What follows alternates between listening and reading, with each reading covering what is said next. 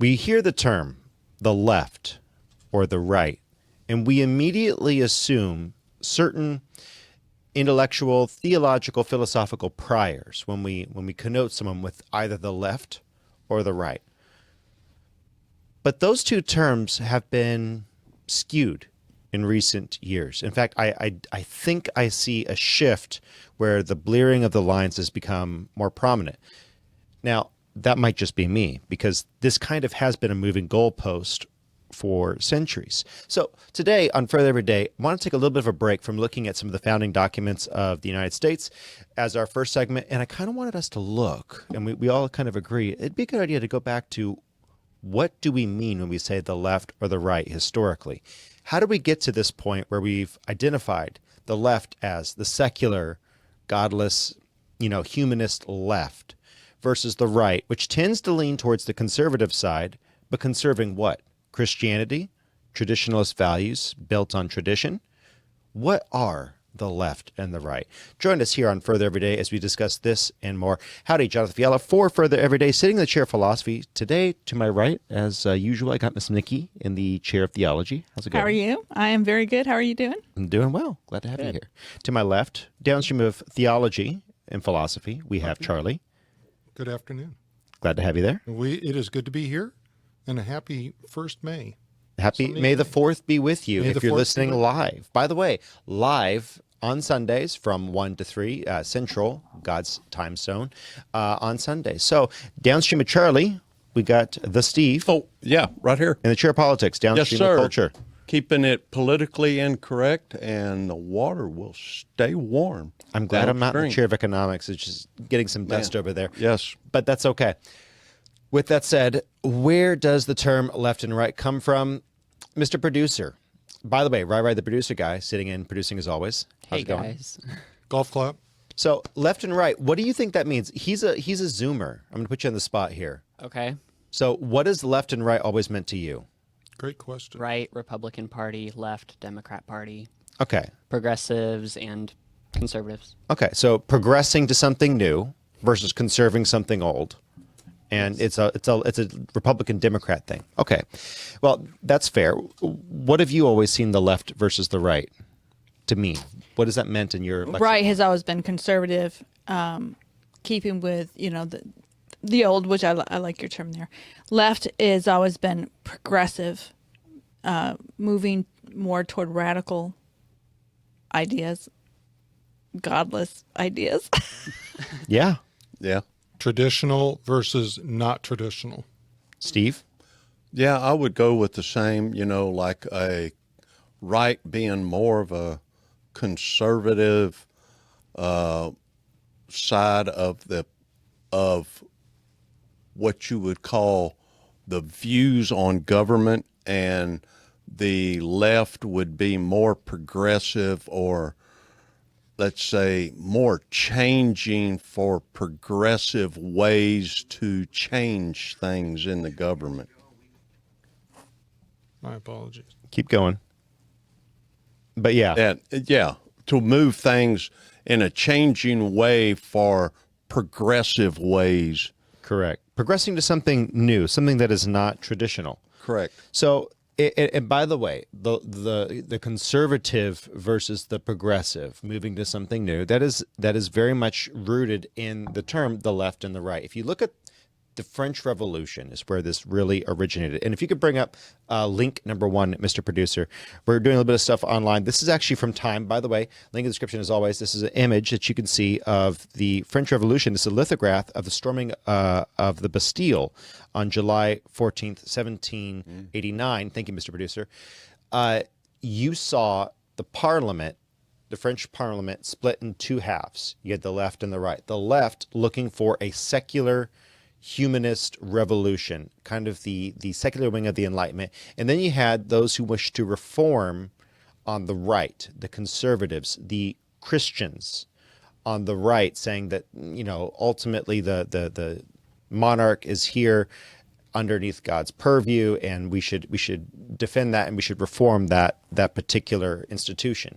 Now, whether or not you think monarchy is a good idea or you think the monarchy is a bad one, the French Revolution, who ultimately won, were the left. And we saw where that led. It led to a dictatorship and ultimately the defeat of France at Waterloo. Secular humanist ideas, divorcing from the conservative right, but not necessarily the godly right, because you see that there was a corruption in the church in the way that they supported the monarchy. So I think that the right needs to be reformed often, and there's only one source of reformation, and that's Christianity. We're in a remarkably unique position as Christians to influence the right. Now, what of the alt-right? You've heard the term alt-right and alt-left. Mm-hmm. Where does that come from historically? In that I would not. Yeah. I would not have an answer. And again, depending upon who you ask, the answer changes. But what I've always learned from the get-go was in the early 1900s, the European left was socialist fascism and communism. Okay? And I'm trying to mirror it for you. Hopefully this works. You have on the right, you have those who wish for health care for all, socialization of the means of production, the ownership by the government of all industry and capital that is not in the private hands. Versus on the left, I'm trying to mirror this, hopefully I'm getting this correct. On the left, you had communism, where it was the complete communal ownership of everything. Everything belonged to the party. Both of those ideas are alternate left and right, very far to the left on the American spectrum. They're extremes. They're not extremes. They're close. They're not extremes. They're close on the extreme left of the American, because if you look at what the Nazis wanted and what the fascists in Italy wanted, they wanted government-supplied health care. That is not a conservative, a right-wing Ideal, right. policy. Yep. Right, the far right in America drive horses and buggies in Pennsylvania, and they have their own little cloistered place. We call them the Amish or the Mennonites. That is the far conservative reach. Keep the government out of, minimize the government. You know, the isolationists. That is the far-reaching right. Okay, not Nazis who want health care for all for a white ethno-state. That's something that I think we as conservatives have very much given over to the left, is the lexicon of the body politic, and they have reformed it. It has never been a conservative or a Republican or a Christian idea that race has a factor in how you believe, think, or act. Culture, yes. Race, no. You can take a child from any ethnicity and put them into a Christian culture, and they will be more Christian. They will act as everyone else in that culture. So it has very little to do with genetics and everything to do with culture. Correct. So that is I think our purpose. And unfortunately, I see the right kind of sliding towards this idea of ethnocentrism. There are people on the right who are so bought into the idea of the replacement theory that they think that we have to fight back on an ethnic ground. We need to fight the replacement theory. The whole replacement conspiracy is a thing. They are trying to replace white people with mass migration. That is a thing. That is happening, and it should be fought. But it shouldn't be fought on the merits of skin color. It should be fought on the merits of culture. Yep. Correct. I do not want a culture in my boundaries, in my nation, that believes in Sharia supremacism. Doesn't matter if they are white with red hair from Northern Africa or they're dark as night. I don't care.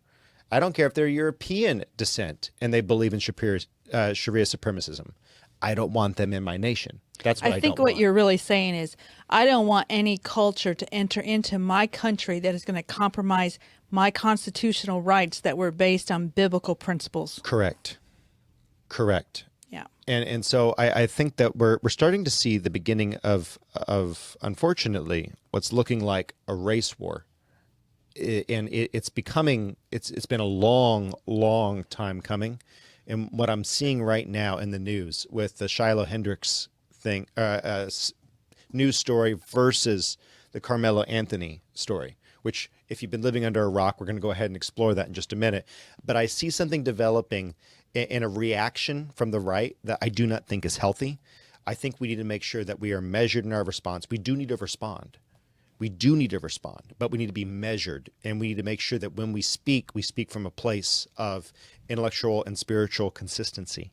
We cannot be speaking in anger and tribalism. We have to speak in a way that is going to be effective, in a way that is going to make a change for mothers on the playground with children who are being stolen from, or whatever the case may be. In a small microcosm of a moment, you saw that with Shiloh Hendricks, but it could get a lot worse.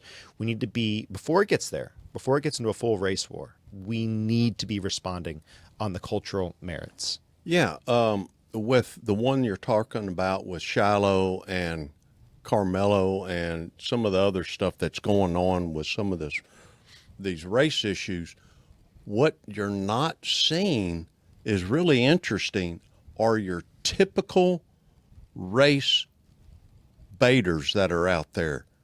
You know, like the ones that typically stand up and get up there and holler and scream about all the racism and stuff that are normally standing up.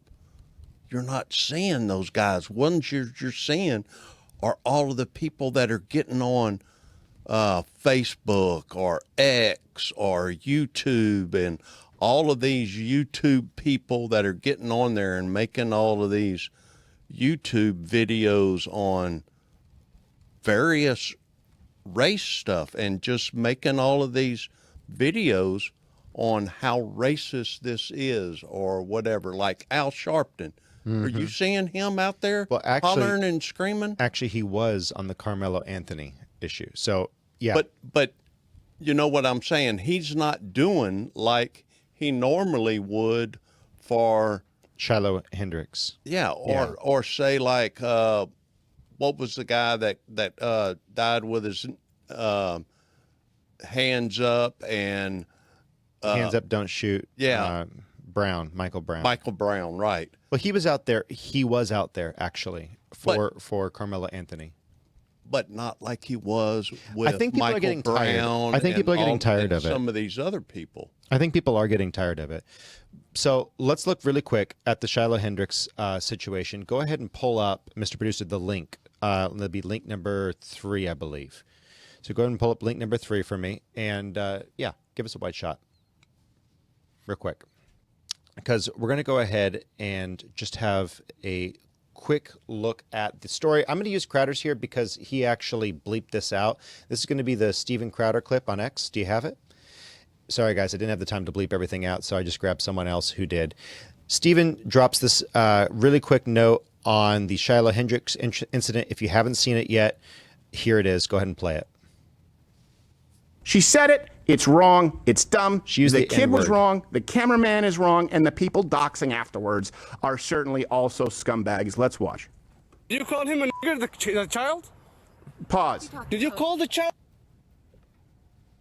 I love how the man offended, even though he is not required whatsoever, says the actual word. With look, there's another child and mom around. Like it's not an empty park. It's just so bizarre. It's like these plastic turtles. I know. And just, it sounds like the N-words Crips. flying All right, everywhere. rewind it to the beginning. Let's play. Sorry, I'm just distracted. All right, here we go.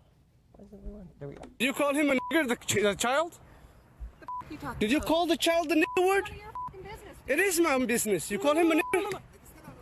Okay, why don't you have the boss to say it flipped right him now off. again? You nigger. Okay. Nigger. All right, that's boy. what you say. All right, so Yeah, she just dropped the N-word like 8 Nobody times. dig into your shit. So, by the way, That little kid, you call him a nigger?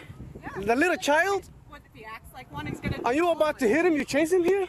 He took my son's stuff. So that gives you the right to call the So she child took it back, 5-year-old and nigger, the N-word. which is right. If that's what he's gonna act. That's what you're gonna call him. That's what he's gonna. But she's Let's see, N-word. correct himself. You know, It that's used a to hate be. speech. Thank you, Mr. And you Producer. can be recorded for that. Yeah, so can you, cameraman. It used to be that we would see a woman like this say these things, and we'd say, "Oh, that was distasteful. That was kind of gross." But she was upset. Whatever. I give up. Like, and that was the end of it. However, that was not the end of it. Mr. Producer, if you can pull up the next link, we have a link actually of how much money she's raised based on this situation. And it is Staggering. staggering. Yeah, Mr. Producer, if you can go ahead and pull it up. She's actually pulled up. No, this is the wrong one, Mr. Producer. This is the one on the cameraman. Real quick, the cameraman who was filming her and chasing her around, he actually is allegedly involved in a sexual assault of a 16-year-old. Wow. So that the fact that he feels emboldened to run up on a mom like that is interesting. Clean your own house, maybe, before you deal with the N-word. And he says, hey, this is going to be, you're going to be internet famous. And so again, this is not in a vacuum that this woman has made $500,000 off of a give, send, go. Go ahead and pull that up, Mr. Producer. It is not in a vacuum that she has made $500,000 on this, surpassing Carmelo Anthony. Why? What's the point that they're giving Because her money? she's asked for money to move because this guy released her He home doxed her. address. He doxed her. And- Released her home address, and she's been getting death threats for using the N-word. And you think about it. What race was this guy? And he's calling. Yeah. Well, he's so But you know what I he's- mean? He's Black Indian-ish, somewhere in there, racially ambiguous. But I mean, what is he doing saying all of that? so I agree. If it's such a bad word, maybe you shouldn't be saying it while you're accusing this woman of something horrible, and then you release her address. So now this woman has raised over $500,000 to the schadenfreude and glee of a lot of people on the right. I'm not happy about it. Don't get me wrong. If you've given her money, I am not going to complain because she now is in fear of her life. Yes. I'm not complaining. If you felt compelled to give to her, awesome. I do find it bizarre that she raised the level from 120,000 to 200 to 500,000 and then to $1 million. I do find that the goal changing is now kind of become a meme in the sense of now we're going to own the left by making her a millionaire. And if you scroll through X, you'll see that's kind of the mindset. And so I just want to say, go nuts if you want to go nuts, but maybe you're not going to change. If you want this to be a sustainable culture, if you want this to be a sustainable movement, maybe don't make it about race for the entirety of the purpose of the movement. Because once you fall to identity politics, you're going to eventually wear out, just like the left did. I do have something to say. Live by the identity politics. Die by the identity politics. So watching this young woman, and it's a 5-year-old boy, and she goes, he took my kid's stuff, and she felt the need, if he's going to act like that, I'm going to call him that. This is very concerning to me, the attitude, is because I went through this with a young mother just recently. This is a 5-year-old boy. Yep. To take toys that belong to another child is pretty normal behavior. That's why they need parents to instruct them. You know, this isn't yours. Mom was missing. Yeah, this is not yours. This belongs to somebody else. And I as a mother, would not be mad at a 5-year-old for taking I would go over there and talk to the little boy and get the stuff back if I was leaving. But I went through this with a young mother just recently, and she had a 4-year-old. And was on a play date with another mother who had a 6-year-old and an older child. I don't know what it was. And then she gets a phone call. And the mother was complaining that the 4-year-old was being mean to the 6-year-old and the 8-year-old because they went home and they told her. And it was all about, well, you need to do this with him and you need to do that with him. And it was like, wait a minute. We're talking about a 4-year-old. Yeah. Okay, if my 4-year-old or my 6 or 8-year-old came home to my husband and said this 4-year-old was being mean to me, my husband would say, "Well, you better man up." Yeah. No kidding. But what I'm concerned about, and this concerns me, is that we have young mothers who have expectations of children that are unrealistic.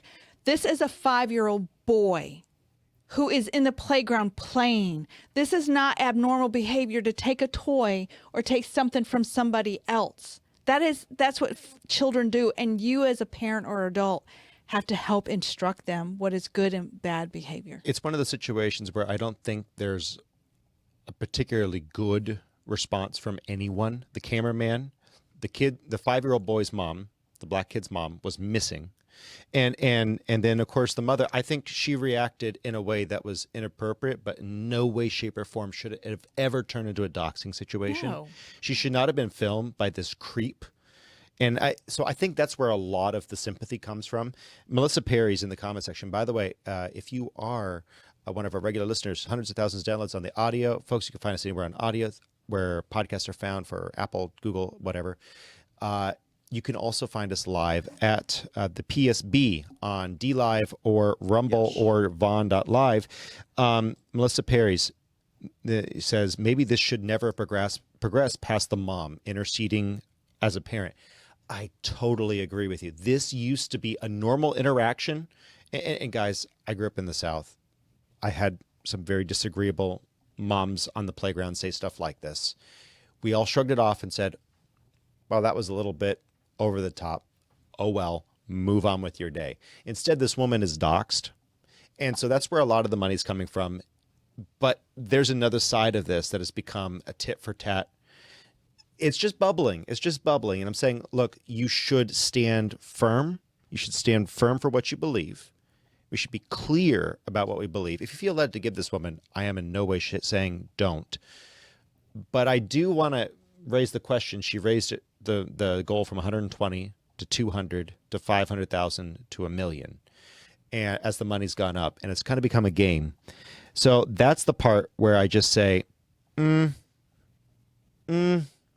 now I feel like you're milking it, and now I'm concerned that it's just another symptom of a culture that is without Christ. So be cautious how we discourse. I think we do need to be aware that there are bad people in this world. The guy that doxed her is a bad person. And I forget who it was. Someone said that doxing should be illegal. In many states it is the Landrys. Thank you, the Landrys. Doxing is illegal in some states, and it should absolutely be illegal across the board. I think that that's the biggest crime here. And the fact of the matter is that this lady probably does need to move now because her home address is released. She does need to move. And I've said before, this was a number of years ago. This is probably 5 to 10 years ago. I shared this with Nikki, and she quite much disagreed with it. And I said, our country is on the edge of civil war. And I truly believe that. And I actually believe we are now in the midst of a civil war. And you may be listening or watching and you're going, no, we're not. No, yes, we are. It's just not being fought with bullets. Yep. And if you think about words it, and ideas. That's exactly right. It's words and ideas, and it is a civil war that is just as important as the one back in 1861. It is a cultural war that we're going through, and you know what you're talking about here is if you have seen some of the interviews. I'm thinking of the interview with Brett Baer and Jasmine Crockett, or one of the Democrats. No, it wasn't her. It was another one. And he was showing a video of what she was saying, and he had to bleep out the cuss words. And he said to her, he goes, you know, you Democrats are getting a little more vulgar in your statement. She kind of agreed. And then another Democrat came along and said, no, we're gonna double down on being edgy and confrontational. We're not going to talk about policy. We're just going to talk ugly about the Republicans. And that is dangerous. And that is what is setting up what John Arthur's talking about. I was going to say, and that's hitting exactly where John Arthur's going. Mm-hmm. I think it's important for us as Christians that we don't get caught up in this. We don't want to get caught up in the identity politics. We want to make sure that we're responding. That's right. In kind, correctly to the ideas. And so someone said, sorry, I just had it. Jeez. Someone says, stealing the little boy stole the diapers and the woman used the N-word. Which one's worse? I'd say this. I'd say that the stealing of the diapers, by definition, is technically worse. in no way does the woman's use of the N-word warrant her doxing. The stealing of the diapers is something that I think we can just kind of wipe off the board. okay. It's common because he's 5. He's 5. Common Come to- on, people. common to He's all 5 years situations. old. So thankfully, the little boy we've moved past the 5-year-old boy. We're really dealing with the mom's actions. Did she deserve to be doxed for using the N-word? And the answer is categorically no. And so now what we need to do is we need to say, we need to be the party of reason as Republicans, but more importantly as Christians, which those two should be separate, by the way. This is where people really start to blur the line of, well, I don't want to be involved in politics because it's gross or because it's icky, one person said. And I love this dear brother in Christ who said this, but I responded to him when he said, I don't want to be involved in politics because it's icky. I said, it's like public sanitation. If someone doesn't do it, we'll all be swimming in it. So let me be very, very clear. I'm saying we need to deal with the sewage, okay, with the politics, with the cultural politics, with the civil war that we're in. We cannot bury our heads. They are attempting to replace us, okay? They are attempting to replace the Christian individuals who have built the West, okay? With the Protestant work ethic, they're trying to replace that with folks who are coming from a culture who do not believe that. Look to Europe.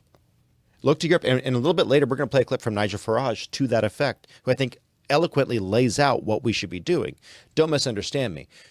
We need to fight this battle. We also need to fight it so that when we come through it, we've won as many people from the left as possible. We cannot win it. Right now, this nation is split right down the middle. We need to be about winning people with not only facts and logic, but and I don't want to say love, but with a kindness that brings the truth in a way that that person on the opposite side can respond to it. Win the heart.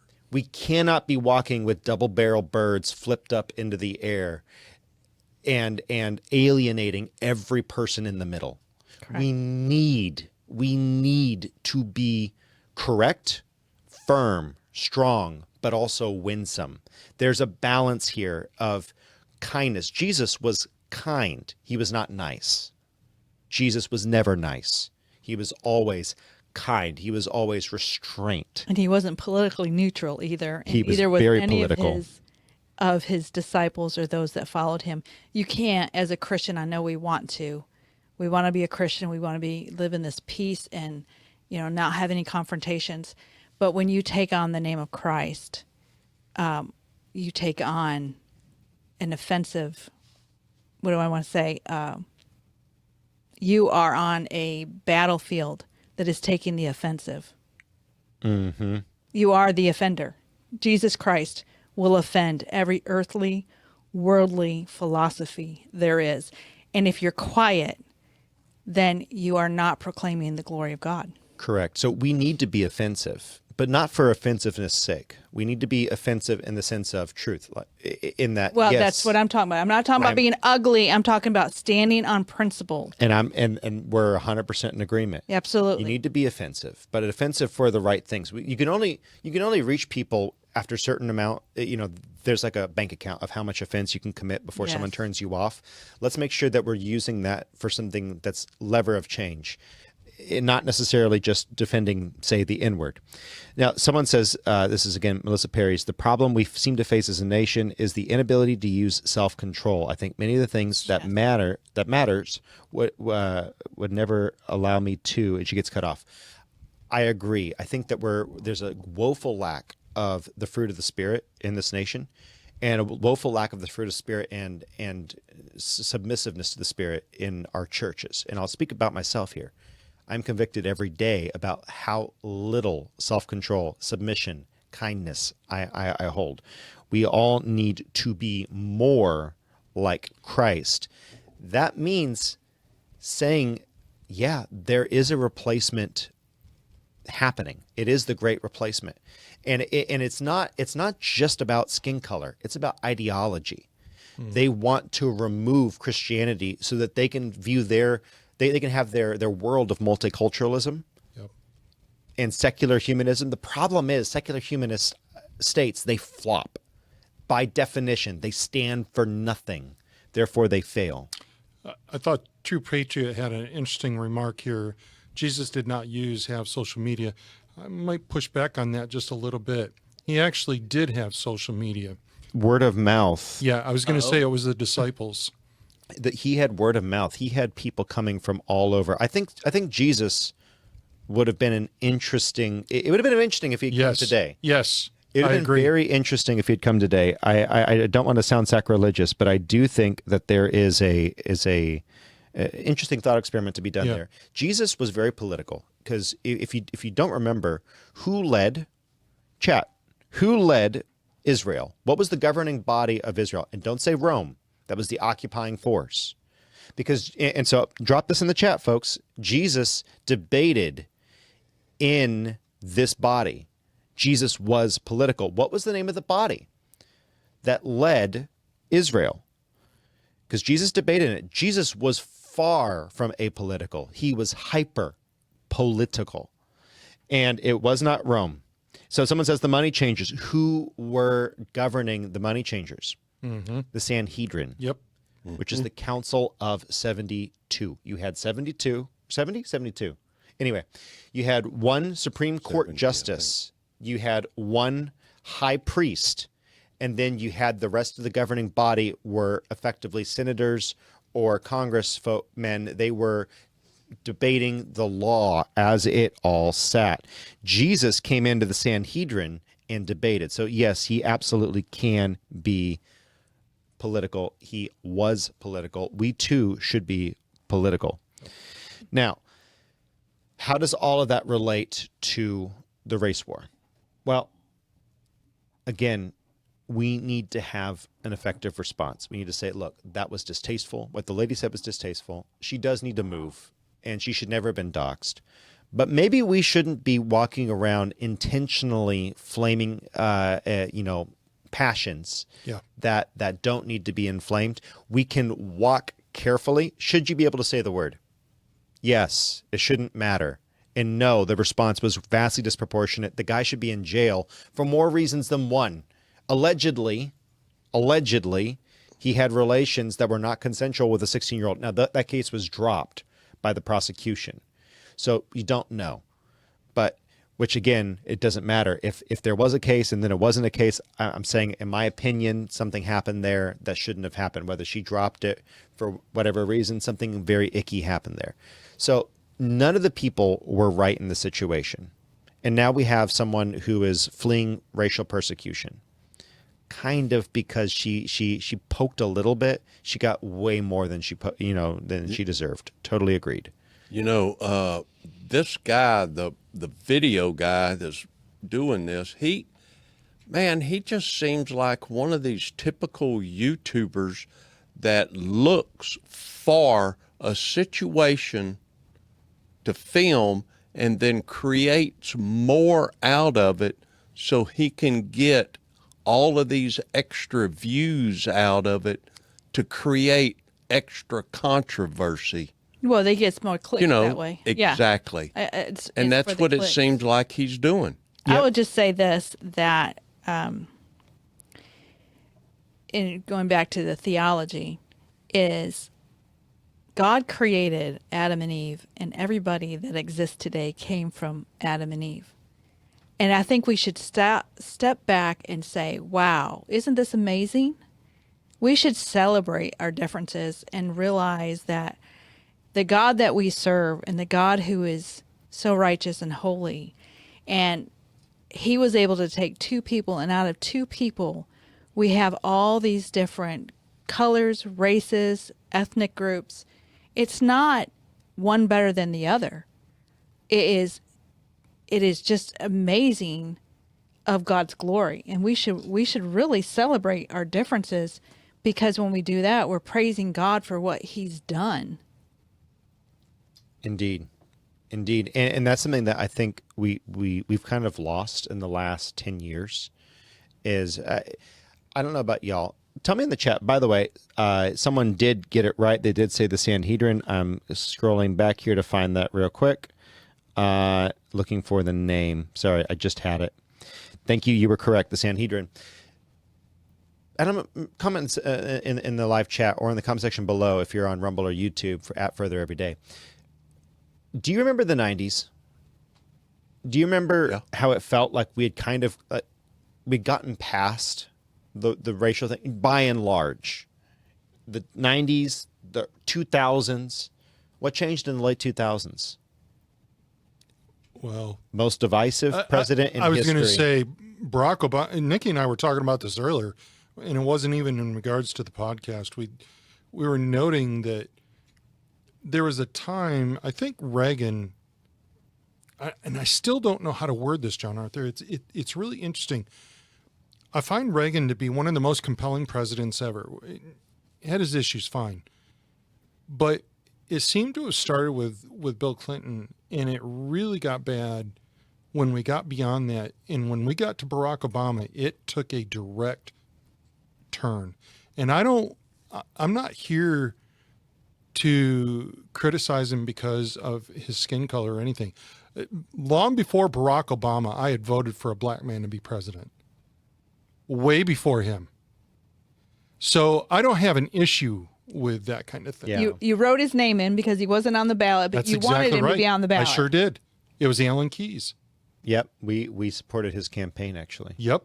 As a family. And so, when you think about what he did and the impact that he had on Joe Biden, by the way, Barack Obama, in my opinion, perfected what Joe Biden did.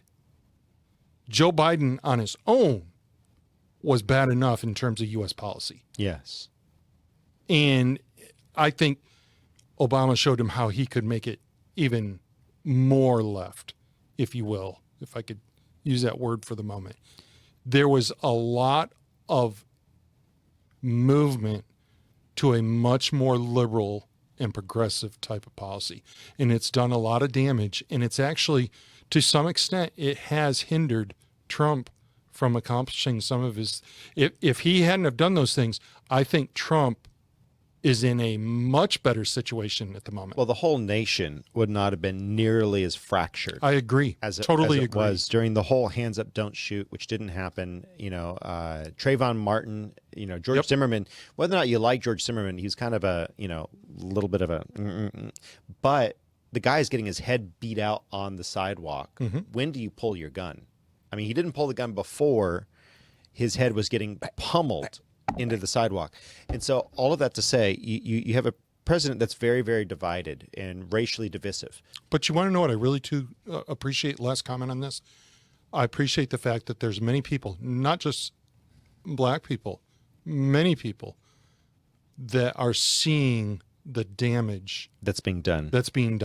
Well, and that's where I'm leading to. We cannot, and I've heard conservatives start to say this. Some of my friends have even started to blame the Jews, the blacks. Oh my! Stop, freeze, don't fall into that. Breathe. I've known too many people of too many different skin colors, including my own, who all have very, very different ideas. Some of them very good, some of them very bad. To think that it has anything to do with skin color, and it has everything to do with culture and your worldview, predominantly your worldview. What do you believe about the world? That says everything. Yes. That says everything. And by the way, Sugar Magnolia says this on Rumble. I don't understand how people say Jesus is not political. Saying Christ is king is political. Jesus said all governments will be on his shoulders.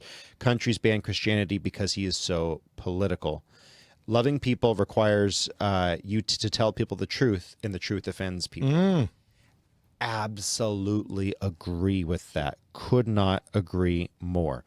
So someone, Real Milish, drops this: social conditioning. Yep. Yeah. We are being social conditioned. And that's so correct, because I watch people who watch only Fox News, and I watch people who watch only CNN. And I hear them, and they have the exact same talking points. I love you guys in the comments who are flat earthers. I love you. But I have friends and coworkers who are flat earthers, and they literally, so 3 off the top of my head who've come to me, yes, I know a lot of flat earthers, 3 of them literally have said, when I start to respond, oh, look, you see, you're so triggered. You're already triggered. You've already been triggered by this. And they said it the exact same way. And I'm thinking, you watch the same video from Flat Earth Dave or whatever his name is. You all watch the same videos. You all watch the same thing. When we watch and consume the same things, we become more like those things. When you read your Bible more, you spend more time in fellowship with good saints, you become more like those things, those people. You become more like what you read and what you ingest. Garbage in, garbage out. Holy Spirit in, Holy Spirit out. We need to make sure that we are very, very much understanding what battle we're fighting. We're not fighting the culture war. We're not fighting the great replacement theory. We're fighting the end times. We are fighting heaven and hell. Not saying that the great replacement theory isn't part of a hellish design upon this earth and that it shouldn't be fought. It should be fought. But remember that it's a skirmish. It is not the whole war. Remember that our objective isn't just to have our children have a bright new future in the United States. We may not have a United States shortly. You got to remember, our objective is, if you're a Christian, and again, this is an apologetics channel, if you're joining us and you don't believe, that's fine. Take your shoes off, sit a while. You'll at least hear, the thoughts of someone who's actually kind of trying to think this through, the Christian belief and worldview. We're not trying to win just so that our children can have a better life. That is an objective, and that is an objectively good thing. But we're trying to win souls. When you're trying to win souls, you will innately create a better future for that country in which the souls are won.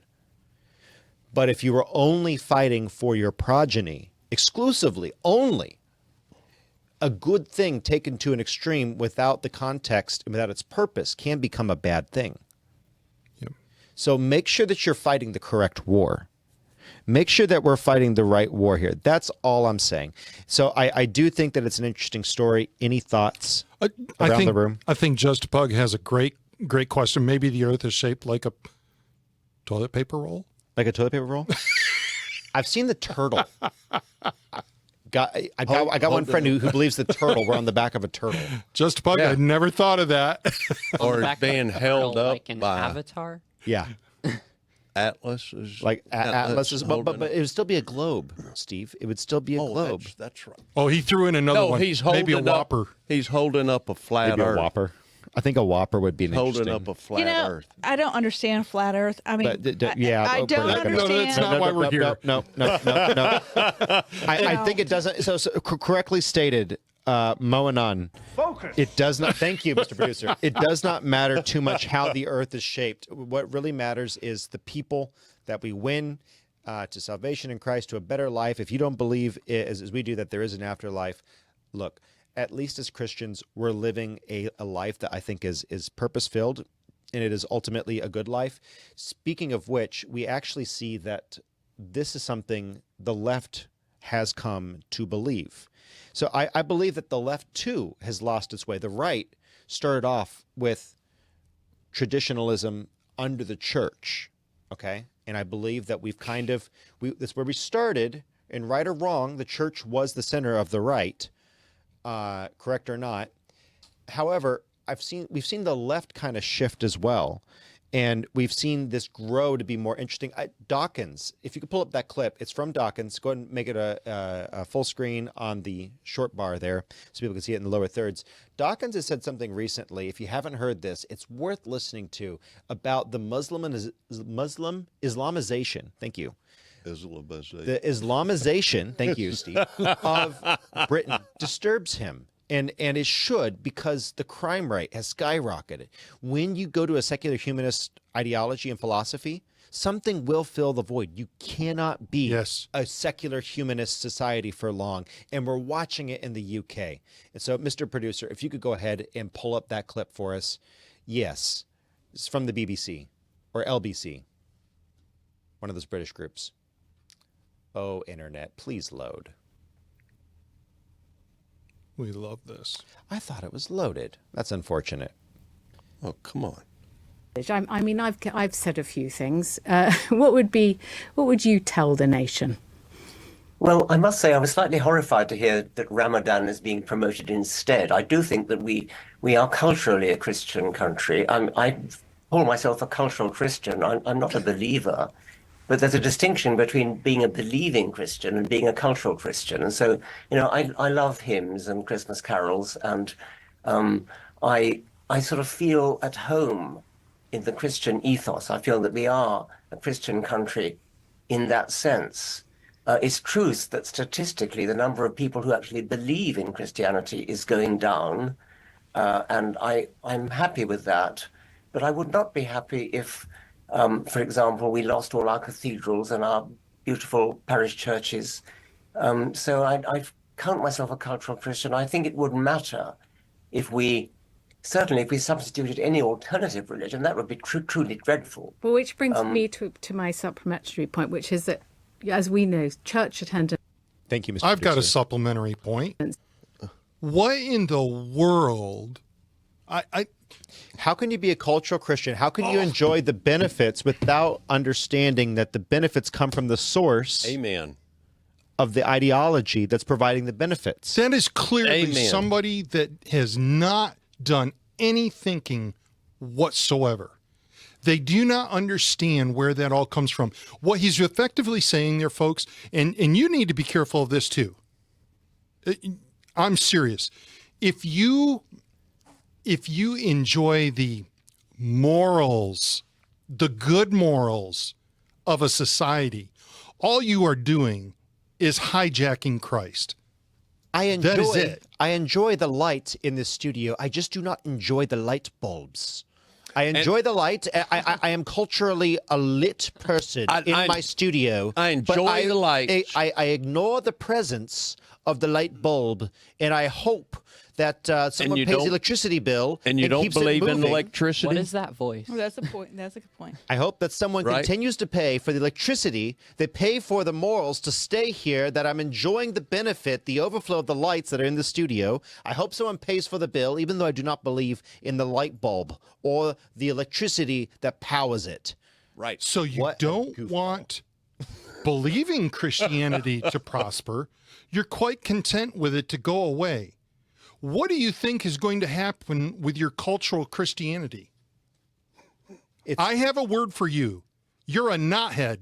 It's going to go away, and you're going to lose everything. Correct. Yes, it is. I will Correct.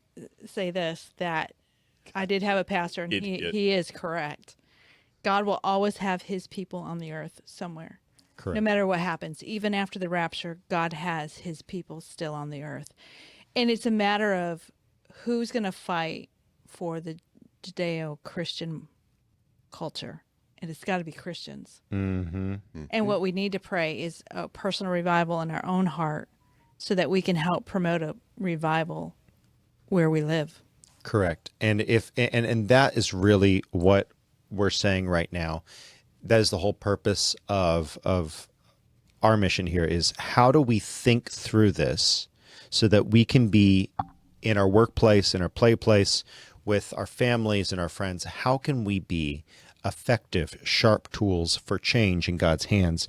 Because the world is becoming more and more godless. And it's not God who moved. It's his people who've really failed to be the salt and the light that are required to make that sort of a change. We have to think about this. When someone says they're culturally a Christian, but I reject the source, the light bulb. I enjoy the light, but I reject the source. And I don't want to put any effort into making sure that that source is unobstructed. I don't want to clear and remove the things like Sharia supremacist laws, okay, and people who have that worldview. To have a society, to have this studio here and to enjoy it, I can't put a piece of furniture in front of a light that's right up here. You guys can't see it off screen, but there's a set of lights there. You guys know this. It's self-evident. If I put something in front of that light, you wouldn't see us. So if I put... You want me to turn off those lights? No, don't turn the lights off. Thank you, Mr. Producer. If you put Islam in a Sharia supremacist fashion and form in front of these light bulbs, in front of God, in this analogy, you are not going to enjoy the benefits of the light. Instead, you will be in the darkness. And you'll be sad because there's no light. So with that said, he does not know what he speaks. I appreciate the honesty and the candor that he enjoys the good things that come. I appreciate that. However, he needs to go a step further, and we as Christians need to be ready with the answer. Otherwise, you have stuff like this. Next story I want to cover, Mr. Producer, get it ready. This is the arson story. So the Palisades fire, have y'all heard about this? Oh, man. So the Palisades fire, there is evidence to suggest that, strong evidence to suggest that 2 suspects were largely involved in starting the fires in the Palisades. We don't even need Jewish space lasers, okay? For those who hold that theory that it was the Jews or the CIA or whatever that started with direct energy weapons. Maybe it was a do. I don't know. That roof I slid off was blue. It was blue? Yeah, man. Steve, so for those of you who don't know, now I have to explain. Steve was power washing on a roof and power washed himself right off onto a ladder. Ruptured a lung last week. We still have him. 2 busted ribs. Thank God. Still, He should have been in the hospital for a lot longer, but praise God, he's here. I'm happy that you're here. So anyway, let's go ahead and pull up that one article, Mr. Producer, if you would. The FBI has started a manhunt for basically a pair of eco-terrorists. And so I want to kind of read these people's rap sheet. It's interesting. Josephine Sunshine Overraker, conspiracy to commit arson of United States government property and of property used in interstate commerce, conspiracy to commit arson and destruction of an energy facility, attempted arson of a building, arson of a vehicle, arson of a building, destruction of an energy facility. It's actually a whole lot more than that. Real quick, I'm going to read this article. Hours after convicted arsonist Dustin Nell, 31, and his wife Jenny Nell, 44, a trained National Weather Service Skywarn weather spotter specifically trained in windstorms, were arrested Sunday by Los Angeles County Sheriff's Department authorities in the Palisades fire evacuation site, allegedly wearing bunker gear and driving a decommissioned fire truck. They said was part of a non-existent company in Oregon. The FBI reignited the manhunt for a fugitive domestic eco-terrorist from the same area, Los Angeles has learned. That fugitive, Josephine Sunshine Overraker, who says the FBI once worked as a wildfire firefighter, was a leader in a group the FBI calls the most prolific domestic terrorism cell of the time, known as, quote-unquote, the Family. Federal prosecutors have charged Overraker and 10 of her co-conspirators with a plethora of arsons, including a devastating fire that levied Valley, Colorado ski resort in 1998. The indictment came up after the FBI began a clandestine investigation known as Operation Backfire, using agents from Joint Terrorism Task Force to infiltrate the group in Oregon, Washington, Arizona, Virginia, and New York, which led to the 2006 indictment. The Family's 1998 arson attack on the ski resort in Valley, Colorado, which caused an estimated damages of $26 million, was the most notorious act. Thank you, Mr. Producer. Turns out it appears that they were driving around with a fire truck marked with a non-existent fire department in Oregon down in L.A., and they were starting these fires. Maybe not all of them, maybe just some of them, but I suspect they might have been part of the original source. This woman is a conservationist. She's an environmentalist. How many spotted owls do you think she killed when she lit a fire? Hello? This is not... Why am I hooking this in with Dawkins? Because it's just as intellectually inconsistent. It is intellectually inconsistent to say, I wish to protect the environment. I wish no forest fires to be started by the forestry department. Instead, I wish to burn down homes with women and children and men and animals and nature all around. This comes from a religious place. This is not rational. This is a sacramental religious rite that was performed. These are people who also, not specifically, I don't know about this lady's eschatology or her general theology, but these people tend to be Satanist worshipers or pagans. Okay? They tend to be, they're adjacent at least to that sect of society. When you divorce yourself from truth, not only do you divorce yourself from rationality, as Dawkins has, but you also divorce yourself away from the very things you say you hold dear, like secular humanism, like the environment that this woman and her boyfriend, husband, whatever, what have you, burned to the ground.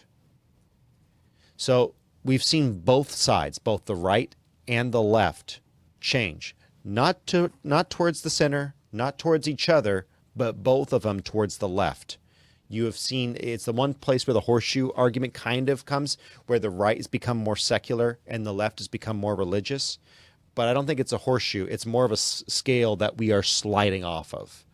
And it is not a good thing. It is not a good thing. Thoughts, Miss Nikki? I know you have them. I'm confused at how people think that they're taking these extreme actions help their cause. I'm confused over no forethought of the danger that it poses to other people, and that you would sacrifice people, their rights, their life, or their property, to promote something that you believe, that your belief is so great that their life, their property, their personal well-being is worth sacrificing. I have a real problem with it. I don't understand it. I don't. And I personally think that these people need to be, how many people actually died in that fire? It was hundreds. Yeah. See, the death penalty. And I don't think California has a death penalty, but in this situation, No, they don't. This would be a death penalty case as far as I'm concerned. Charlie, do you have anything you want to say? To me, they know exactly what they're doing, and they know why they're doing it. This is the war. This is the civil war. This right is here. it. This See, is it. and it's just not in my heart. It's not in my heart to call a little boy a name. It's not in my heart to think about harming. So I think you need to see something, though. And I think every one of us that are participating in this or listening to this need to ask this question. If it is in your heart, why? If it's not in your heart, why? Yeah. That's what needs to be asked, because that's the essence of what this program is about. It's an apologetic. It's a defense of what? Why? The biblical why. Yes. That's what it really is. And I appreciate my darling saying what she's saying there, because it's not in her heart. She can't conceive of that. Why? That's exactly right, because she doesn't give place to evil having a place in her heart. And you have to have hold to fight that it. standard. Yes. And also, Sugar Magnolia, just a great comment here on Rumble. I saw this coming by. I would just like to put this out there, that most Christians I know don't get involved because they believe we're living in the end times, and there's nothing that they can do about it. This led me to take the post-millennial, ultimately, eschatology, my views at the end, and her views at the end times have changed. I am more motivated than ever to help change the kingdom of Christ. So, by the way, if you want us to do a breakdown on eschatological views, we absolutely can. I agree that the partial preterist, which I believe, reading elsewhere in your comments somewhere back there, I think I saw this. The partial preterist view has some validity, but you look at the first sacking of the temple and the second sacking, you'll see that they were wearing shields that had, the scorpion on them, and they were wearing lions' manes as their uniform, and they were Muslim, by the way. It's why I kind of reject the idea that the Pope is the Antichrist for a lot of reasons. But the idea that Jerusalem was sacked twice by the same group of people. It's going to be their ancestral enemies in the north, the Syrians. Or from Lebanon, that area. There's a whole interesting study to do on that. We could talk about that. But you'll see that the sacking in 70 AD of Jerusalem looks very much like what you read in Revelation. I think that God tends to have things rhyme, and you tend to see things in threes. I think you'll see 3 sackings of Jerusalem. I suspect there will be a third temple, and that the abomination of desolation, which has happened twice before, will happen again. But that's another conversation for another time, and a very, very valuable one. What you said, though, Sugar Magnolia, I think is correct. A lot of Christians sit on their hands because they believe that there's nothing that they could or should do about it. Remember, God told us, Christ told us in Matthew, when the Son of Man comes back, make sure you are leisuring yourself in bed, because Son of Man's coming back and you don't have to do anything.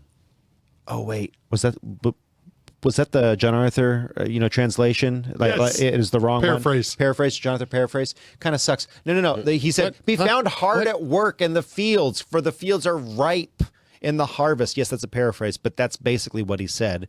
Pretty dang close. Be in the fields working. Do not sit on your keister and do nothing. Let me share with you what a lot of that means. Prayer. There are, I have no doubt, at least 3 million people in the United States that are born again, set apart for the glory of God, praying over this nation. Donald Trump didn't become president because it just was a freak of nature. There's a lot of people praying for the strongholds in this country to come down. So you can pray. Doesn't cost you anything but your time. And then you can live a holy, righteous life, which is a testimony to other people. God will bring into your path people that you can share your testimony with. You don't understand how God works. You're looking for the big picture.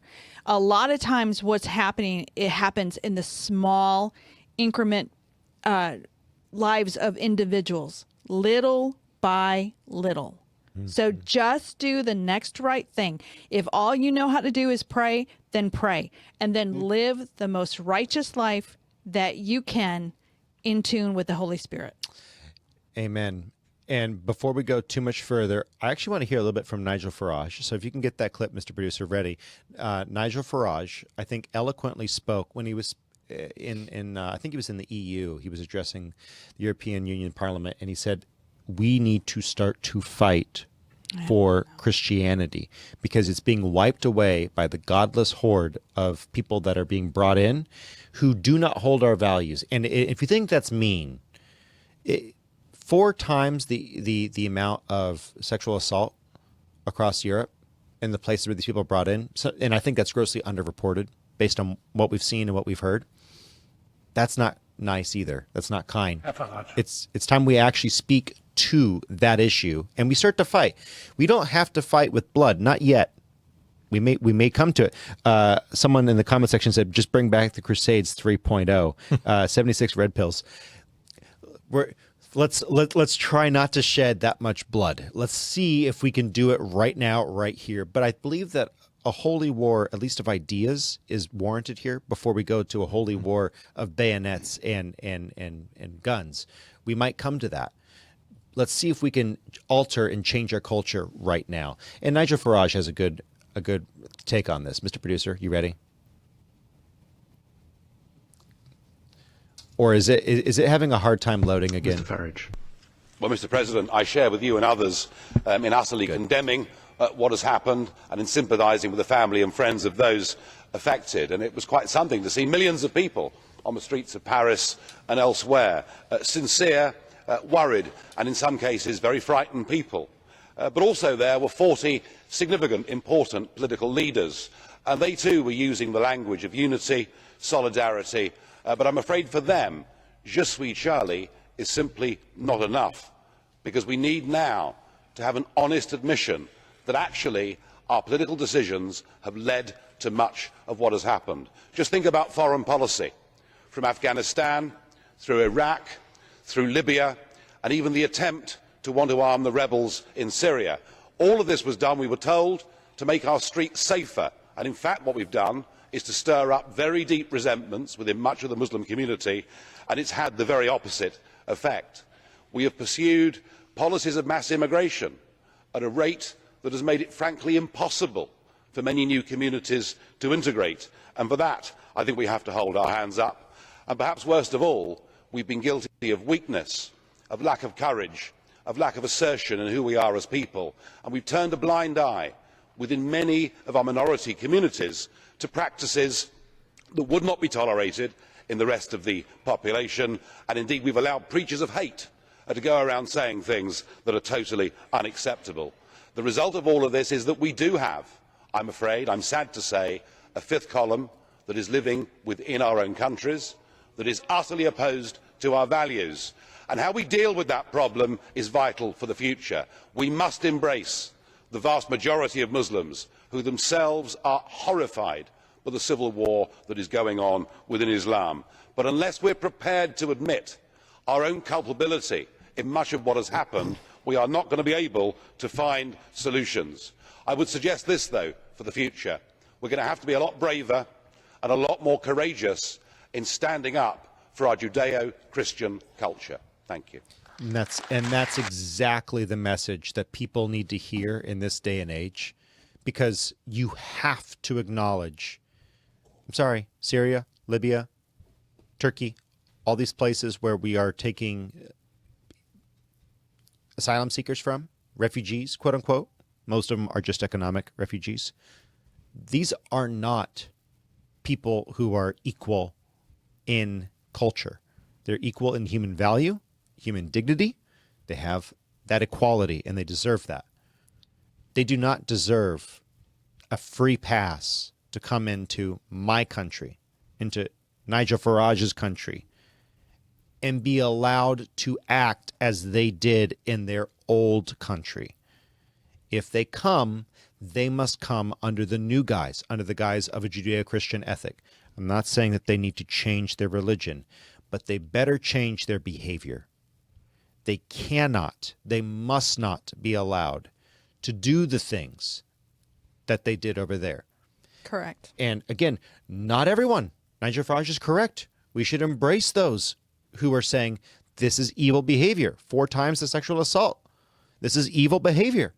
We should embrace the people who also embrace that truth and are willing to say, okay, don't need to be doing that. But one thing we don't need to do, we don't need to import any of them into our nations. Someone said it really well. We need to, if we gave the United States an enema and flushed out it's kind of a gross analogy, and flushed out all of those who came here illegally or under bad pretenses in the last 20 years, the nation could finally start to heal if we paused for 10 or 20 years of immigration.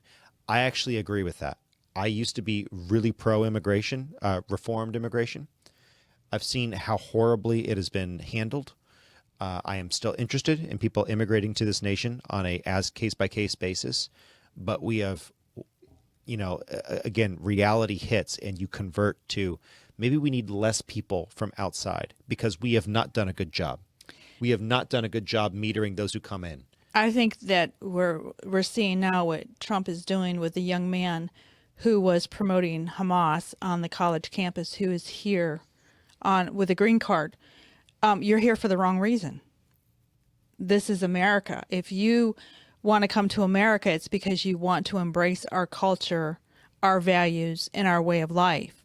If you're coming here to change those things, then you need to stay home. Correct. That's why we're welcome people who want the opportunity to experience American culture and prosperity. That's a good thing. But to come here and try to change we're not interested. And that's where we're coming from. Again, it has nothing to do with ethnocentrism. It has nothing to do with the white identitarian side. It has everything to do with, if you come here with ideas that are not compatible, you must change your ideas. We're not saying your religion, although that might be part of the problem, depending upon where you are on that. Okay, we can cohabitate peacefully with Muslims, Jews, with Hindus, with Buddhists, Christians. Everyone can cohabitate peacefully. Unfortunately, it seems only under the Judeo-Christian ethic. Sorry, that's the only one that seems to work. I look at India. It's rough over there. You're in a caste system. You look at Pakistan and India. We're talking about starting World War III because these two Muslim nations can't get along. Well, Muslim, Hindu, Buddhist. It's all kind of an interesting melting pot, but they can't get along. The American, British, the West happens to be the most accepting and the most tolerant because of Christ. Because of the influence and change that Christ has brought to this world. You have to accept that if you come in the door. I'm sorry. Multiculturalism sucks. We're seeing it everywhere. Doesn't work. No. So thoughts on that before we move forward?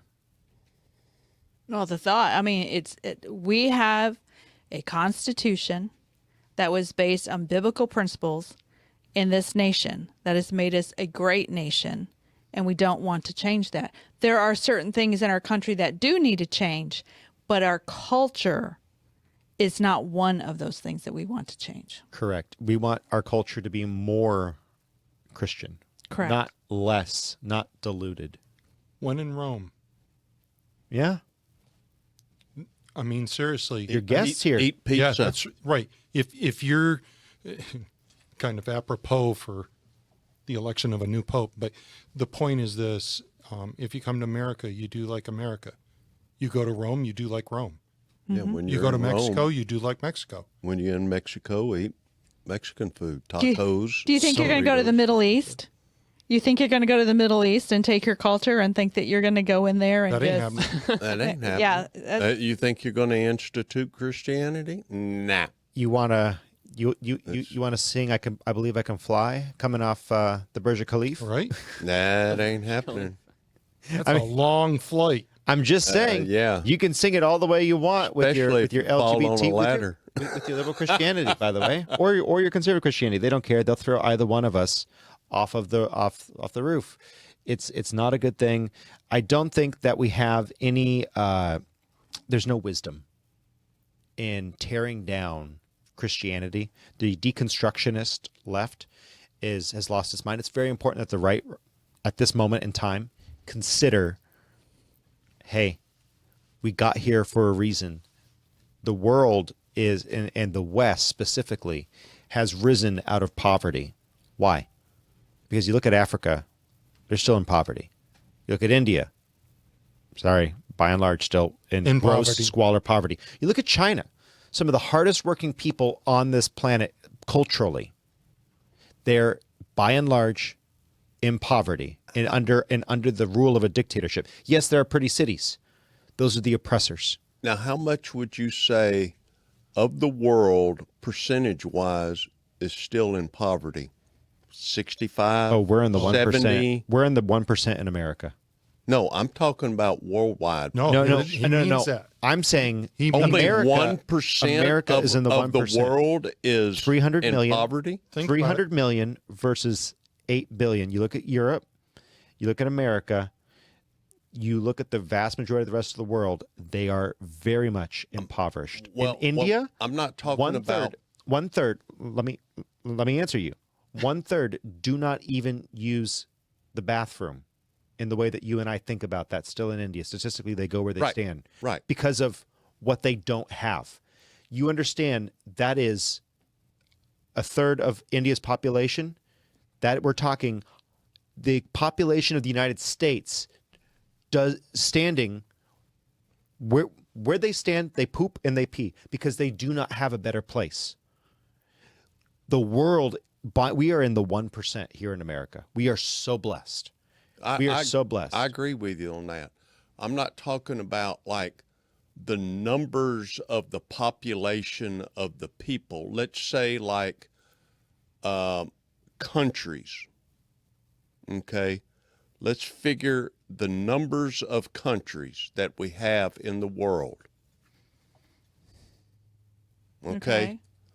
How many of those countries, percentage-wise, would you say are still in poverty? 65, 70%? I don't know about you. I would say 80. So how about we just go to the source? Steve, you gotta bring, if you're gonna ask the question, you gotta bring sources and you gotta put them into the show notes so we can put them out. I'm just so here I'm pulling it up. So depending upon where we are on this numbers, we're looking at the share of humanity living on level 1 on less than $2 a day. You're talking about 85% were living on less than $2 a day in the 1800s.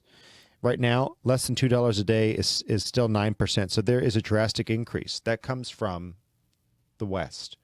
Is by and large the driving force, and that would be considered extreme poverty. If you want to look at gradations underneath that, more research is necessary to be done there.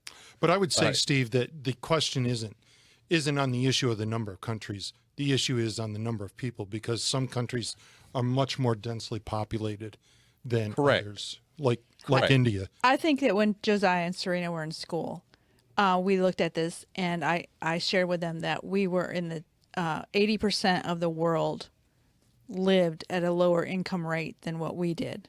And that was one of the reasons we took our kids to Romania, is because we were middle class Americans, and I wanted my kids to see not everybody lives like this, and I wanted them to be aware you're in the top 20% worldwide, and we're middle class Americans. We're not wealthy Americans. We're middle class, and they needed to understand that you might have your own bedroom and you might live in this middle class neighborhood and you have a used car, but 80% of the world will not have what you have.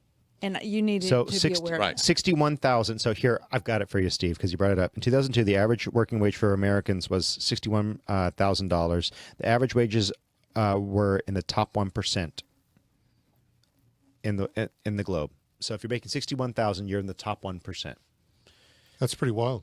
So all that to say, that's only happened because of, just to pull it back to our point, that's all happened because of Christianity, because of the correct. I would agree with that. The influence of Christ. And so if we're going to pull the world further out of that, it's not going to be because we've fallen to identitarian politics. It's because we've centered on our Savior. Yes. And I think that's the most important thing. And I want to transition real quick here to the next story, which, Mr. Producer, if you pull up the link, actually, you know what? We're going to do Nikki Knows Facts real quick. We're going to do Nikki Knows Facts because the story after that, stay around, folks, we're going to be talking about the hereafter before we get into the Great Divorce. And I think you're going to enjoy this. But before we do, we got trivia with Nikki. So, Nikki Knows Facts. Mr. Producer, put that cut up. Okay, so this was fun. India has the Taj Mahal, London has Big Ben, and New York has the Statue of Liberty. But what does Paris, France have? Let's go, the Eiffel Tower. The Eiffel Tower. Wow. Okay, so that's why they lost all the wars. Gustave, I think it's Gustave Eiffel. Gustave, okay. He was famous. He was a bridge builder. But he wanted to build a monument for the World Exhibition in 1889. And so it took 2 years, 2 months, and 5 days with 300 on-site workers to build the Eiffel Tower, which is the tallest monument in the world, 300 meters high. That's like 900 feet. I mean, now, when they built it, it was supposed to last for 20 years. Also, I do want to say that I read somewhere it was 18,000 pieces to the Eiffel Tower, which it's really interesting. But anyway, in 1925, there was a lot of complaints about the Eiffel Tower because there was a lot of maintenance that needed to take. It was very costly. It's a huge, huge monument. By the way, every place in Paris could see, every person in Paris could see the Eiffel Tower. So this man, Victor Lustig, who was a con artist, he's reading in the paper about they're thinking about tearing it down. It's so much money. He gets this great idea. He says, you know what? I think I can make some money on this. So he goes to Paris and he calls up these scrap metal dealers and has a meeting. He tells them, I'm from the government. The government has decided that we're going to tear down the Eiffel Tower. It needs to go. So we're going to sell it for scrap metal, and we're going to look to you guys. You're known as honest businessmen. We want you to put in a bid. We want one of you to be able to get this. So he's a con artist, and what he's doing is he's looking at all the men in the room, and he focuses on one. This guy's name is Andre Poisson. And he looks at him, and, by the way, if you ever know anything about grifters and con artists, it's called the mark. He sets this man up as his mark. He's insecure. He wants to make his name for himself among the other businessmen. So he has a private meeting with him. And he tells him, he goes, you know what? If you give me a little money under the table, I will secure your bid and you can possess you can own the Eiffel Tower. And the guy, he falls for it. Gives him 70,000 francs back in 1925, which, by the way, is worth 1.2, actually closer to $1.3 million. That's a lot of money. A lot of money. Even for today, it's a lot of money. let alone back then. Well, he gets the money, and Victor Lustig, he runs off to Austria. Now he's thinking, this guy's not going to tell anybody because he's going to be embarrassed that he got scammed. And he was right. He didn't tell anybody. So Victor keeps his eye on the newspaper, and he realizes after a time, hey, I got away with this. I bet I can do it again. And he goes back to Paris. And sells the Eiffel Tower a second time. But this time, they go to the police. And so then he has to run to the United States. By the way, it's never a good idea. Grifters never can keep their money. They make it and they spend it as fast as it comes. But I do want to ask this question. The Eiffel Tower is still around today. Mm-hmm. And think about something. They were building this in the 1890s. There's no power machines. It's for 20 years. It's steam powered at best. Yeah. I mean, this is just amazing. Do you have the pictures up? I can't see them. Yeah, we put them up earlier. Go ahead. Okay, so that's in Texas. Go back to 2, bud. There you go. The one I wanted to show with the people underneath it to see how massive and large it was, because it's just amazing. So that is the Eiffel Tower, and the maintenance on that tower today, which is still around, is $4 million a year. $4 million a year. That blows my mind. It's meant to be 20 years long project. So pretty cool. It is pretty cool. But Victor, he did go to the United States, and he did another scam called the Romanian, what was it? I don't know. Oh, Romanian box scam. And he got caught. He ended up dying in prison of pneumonia. So, but here is something very interesting. The 10 Commandments of a con artist. I thought y'all might like this. Be a patient listener. It is this, not fast talking, that gets a con man his coup. Do we want to share these on Never look bored. Wait for the other person to reveal any political opinions, then agree with them. This is a good sales pitch, actually, there you go. So far. Let the other person reveal religious views, then have the same ones. Ooh. Hint at sex talk. I agree. Yeah. Oh, sure. Hint at sex talk, but don't follow up unless the other person shows a strong interest. I have no idea why. Never discuss illness unless someone's special concern is shown. Never pry into a person's personal circumstances. They'll tell you all eventually. It's true. Never boast. Just let your importance be quietly obvious. However, they said this rule doesn't apply in the United States for a con artist. They do boast. Never be untidy and never get drunk. Oh, that's definitely tricky. Be a good salesman. Sales. Sales takes a lot of the same. I mean, it really is. You're just selling them. You're selling them on a con. So you can find out more about these 10 Commandments in David Moore's book, The Big Con. Let me just leave you this with a couple of Bible verses. Proverbs 21:6. The acquisition of treasures by a lying tongue is a fleeting vapor, and the pursuit of death. Better is a little with righteousness than great income with injustice. By the way, if you never get to Paris, France, and see the Eiffel Tower, there is a place in Paris, Texas, that has their own Eiffel Tower. Cut 3. It's only 65 feet tall, but it is special. We have been there. We have seen it, and I love the hat. It's the way to go. Does the hat ever fly off, or No, I don't think so. I think it's bolted on. Yeah. Oh, bolted on. Huh? But I do think that we probably should have gone to the 10 Commandments. Thou shalt not steal. Thou shalt not steal. I think that's a good one. There you go. Speaking of going to the Bible and things that you can inferentially pull from it, is there an afterlife? Do we have scientific evidence that there is an afterlife? And by the way, if you've been following us for a while, you know that we've been doing The Great Divorce. I really want to get Charlie to weigh in on this because I'm going to ask Mr. Producer to pull up the next link. And yes, sir.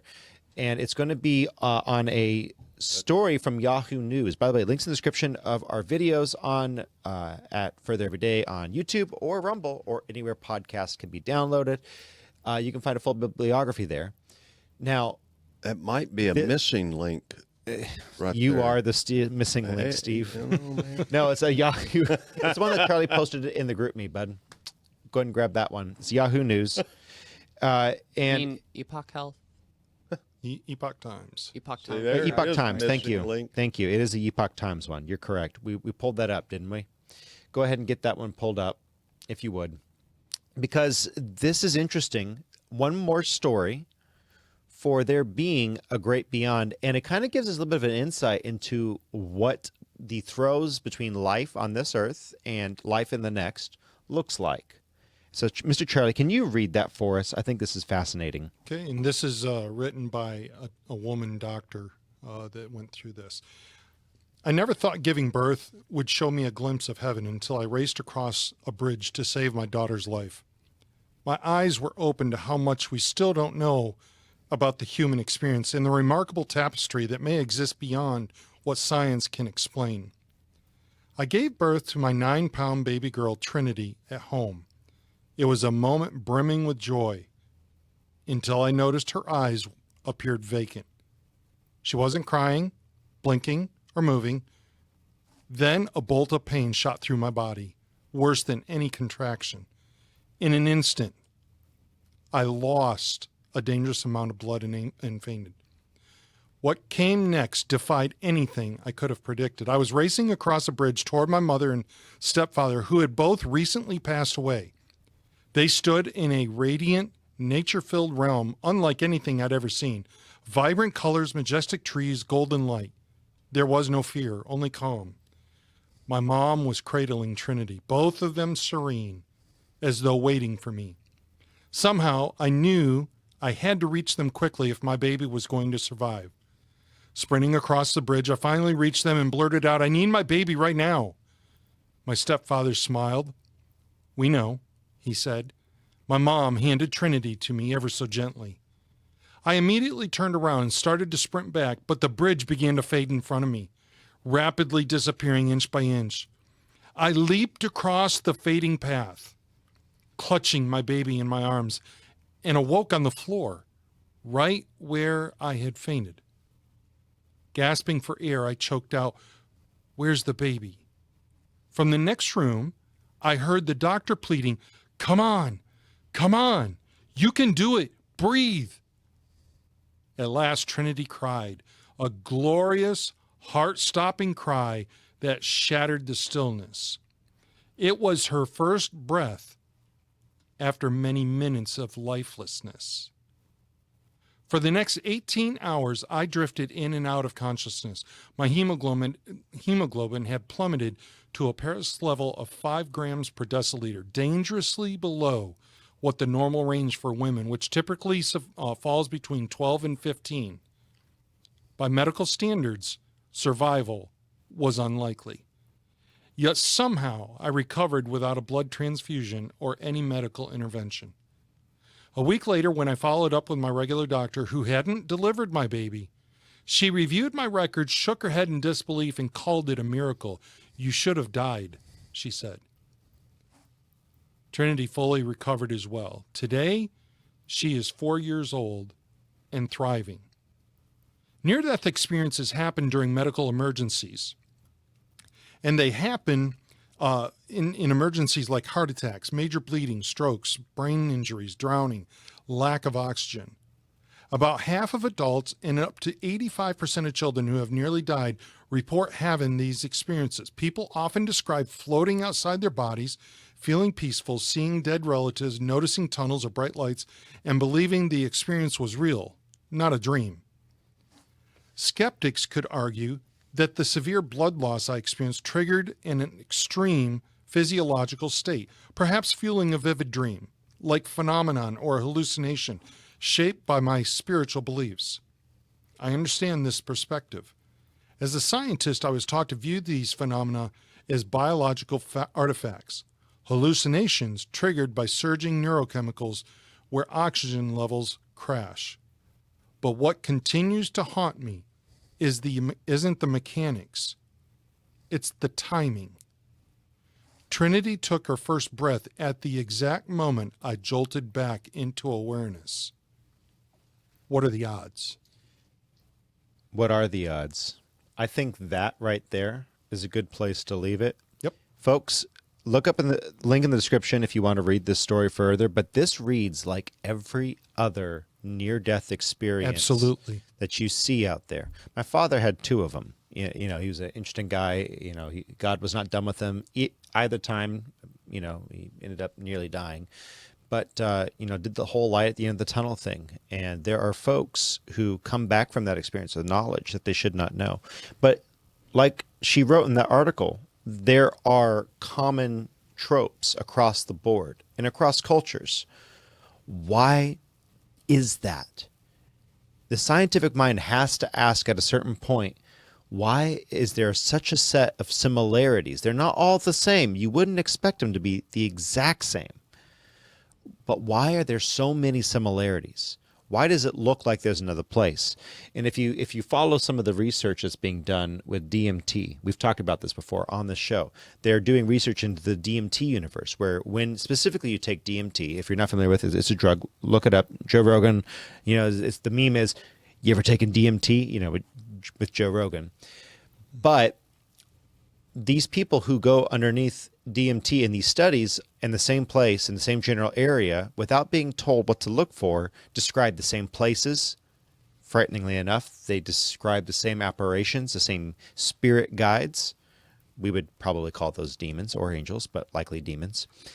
There is something that you appear to become aware of when you are unconscious. There is something that it seems like exists and is tangible in that state between lifelessness and the next life.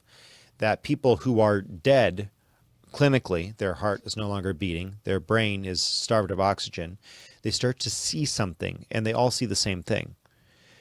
I forget who used this analogy, but they said it's like you're asking me to believe in Middle-earth or Narnia. The problem is hundreds, thousands of cases of Narnia have been documented, where people have been through the wardrobe. They have seen this other land, this other place, and they all look similar enough that we could say there is some topology, some topography that suggests that there is something out there. Now, you can apply your worldview to this, and there are a number of different interpretations of this. The correct one is obviously in line with the Bible, which continues to prove itself true over and over and over again. But it is interesting. And the question that a theologian, a very famous one, raised is, he doesn't believe that this is specifically how it happens, but how long do you have in that window of time or that moment of existence between death and the next life to come to understand who God is? The Great Divorce. We're going to talk about the book, The Great Divorce. We're in chapter 9, if you're following along with us. So, this is written by C.S. Lewis. How's that for a segue? That was masterfully done. Clean? Okay. That was slid right in like going into home plate. Next cut, Mr. Producer. The Great Divorce, real quick, an overview for you guys, is C.S. Lewis's, hypothetical. It's a bit of an allegory as to what would happen if death was not necessarily final, but in purgatory, you could kind of see on the edges of hell, the edges of heaven, what would the spirit see and do if they were wooed by angelic or heavenly figures? What would they say? What kind of decisions would they make if judgment was not exactly final at the moment of death? Next cut, Mr. Producer. Today, we're looking at chapter 9, and the question is effectively asked, does God not care for the damned? Do the people in heaven not care for those who are in hell? Many questions are asked in this chapter, but I felt like that one was one that was pertinent. So, if you've been following along with us, you know that in the last chapter, we had an interesting discussion between a ghost and a heavenly figure. And we see that ultimately these people who come from the depths of hell to the edge of heaven, they're given the opportunity to see heaven. And heaven is an inhospitable place. You see, heaven is more real and more true and more natural than this world that we currently subsist in. And I believe this, and so did Lewis, that reality is outside of time and space and matter. This is just a shadow, a thin, thin film of a shadow of what reality really is. And we are protected in this reality. As these ghosts ascend to the edges of heaven, the blades of grass cut their feet. The droplets and mist from the waterfalls are like stones and missiles hurtling towards their head. The raindrops from heaven are so real, and the ghosts, humanity is so frail that they simply cannot live in this land. The raindrops would be like showers of missiles and bullets raining down upon you. You have to become more real. You have to give yourself over to Christ to become complete enough to live in heaven. This was Lewis's sort of synthesis of what could be. Again, he wasn't saying this is what is, but this is a thought experiment, if you will. So in this chapter, the narrator has been watching all of these ghostly apparitions meet heavenly figures, angels, people from their past who've come to woo the dissidents of hell.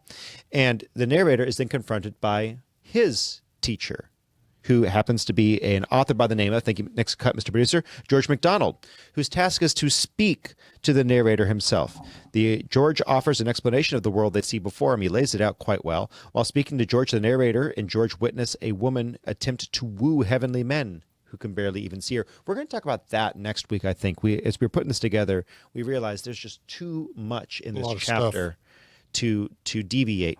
So without further ado, let's read a little bit. And then, chat, I want you guys to kind of pitch in here what you guys think about this as we read. Give us some of your thoughts. Now, to the purpose of this country, George MacDonald and Lewis introduce each other, and they start to talk. Next cut, Mr. Producer.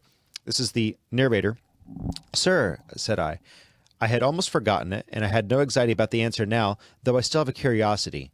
It is about the ghosts, the people from hell. Do any of them stay? Can they stay? Is there any real choice offered to them?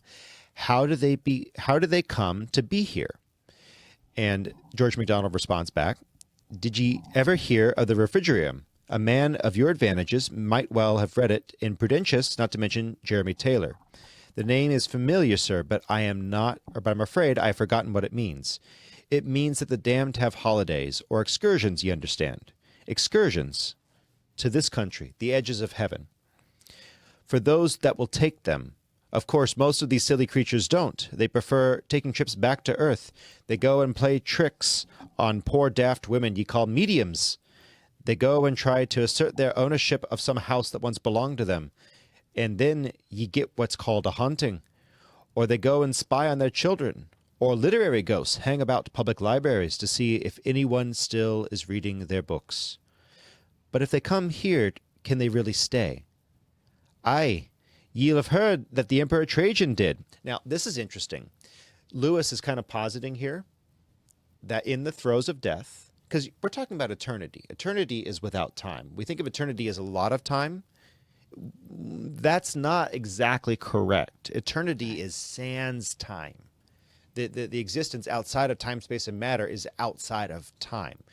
Don't really know what that means here. So what Lewis is doing, and I find this fascinating, and I find it compelling, he's suggesting the possibility that once you are outside of time, space, and matter, there's this sort of this transitional phase that is not necessarily timeless, but it's an interesting phase between the time and then eternity, where if God were to miss someone, so to speak, he won't miss. God in his power could absolutely woo someone if that were in his will. He could bring the stepfather and the mother to be waiting for the child, with the child, for the mother who's in labor and passing away, to speak to them. Yep. Do you see the connection between the story Absolutely. we just read and what Lewis is positing? He's positing that time is not an issue here. When we see our relatives in these near-death experiences, this is what Lewis is alluding to. There may be a place where evangelism does take part, not beyond or after the grave, but at the moment of the grave. And I think that is beautifully stated right there, because I'll tell you, one of the things that was going through my mind as you was talking about this, I was thinking about how in the Hebrew culture, Death was not death until 3 days. Mhm. Why? Now, I'm not saying, please don't, if You're you're not listening, changing. You're not changing. I'm not advocating that it's 3 days. I'm just saying it's interesting that in the Hebrew culture, they waited 3 days. That's number one. Number two, if you'll notice in the story in the Great Divorce, the mother and the stepfather, were they in a hurry? No. They were calm. They were waiting. They were waiting. This is a real story that just happened. That's right. And Lewis is positing based on all of the things that he's heard. Yep. I think, and for those of you that are kind of just catching up to this, and you've not heard every week of our broadcast doing the segment on the Great Divorce, we strongly encourage you to take a look at this. It is a fascinating book by C.S. Lewis, and one that really gets you to thinking. It makes you think. Some of you have got some very interesting comments in here.